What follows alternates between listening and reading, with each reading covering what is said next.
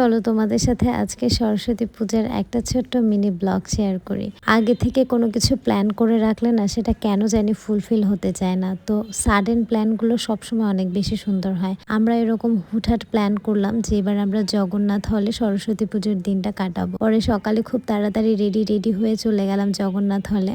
এই যে যাওয়ার সময় রাস্তা একদম ফাঁকা ছিল, কোনো জ্যাম ছিল না, খুব দ্রুত চলে গেছি। বাট রেডি হতে গিয়ে একটু লেট হয়ে গিয়েছিল। তো ভাবছিলাম যে অঞ্জলি পাবো কিনা, পরে মন্দিরে গিয়ে দেখি না, এখনও অনেক অঞ্জলি দেওয়া বাকি আছে।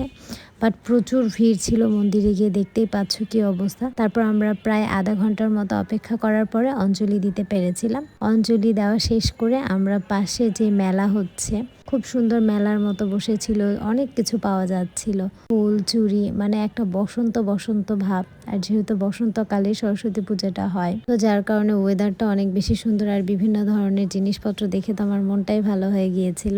এই যে ফুলগুলো দেখছিলাম আমি, যদিও নেইনি, তারপরে একটু সবকিছু ঘুরে ঘুরে দেখছিলাম। আর এই যে সেই সুন্দর জলের মধ্যে যে মূর্তিটা বসানো আছে, ভীষণই সুন্দর। কাঠের কিছু সুন্দর সুন্দর জিনিস ছিল। আর সব থেকে বড় কথা, ওখানকার পরিবেশটা এত বেশি সুন্দর। আমি এত সুন্দর সরস্বতী পূজা এর আগে কখনোই দেখিনি। আর এটাও তো তোমরা সবাই জানো যে রেকর্ড করতে যাচ্ছে, তো ভীষণই ভালো লেগেছে। প্রচুর মানুষ আসে এবং প্রত্যেকটা ডিপার্টমেন্টের আলাদা আলাদা পুজো, অনেক পুজো একসাথে হয়। আর প্রত্যেকটা ডিপার্টমেন্টের এত সুন্দর করে সাজানো গোছানো। তারপরে এই তো আমরা ওখানে আবার লুচি, গরম গরম তরকারি এগুলো খেলাম। খেয়ে দিয়ে সবগুলো মূর্তি দেখা শুরু করেছিলাম। পুজোগুলো ভীষণ ভালো লেগেছে। সব থেকে মজার ব্যাপার, ওখানে গিয়ে আমার বোনের সাথে দেখা হয়ে গিয়েছিল। তারপর আমরা সবাই মিলে অনেক বেশি মজা করছি।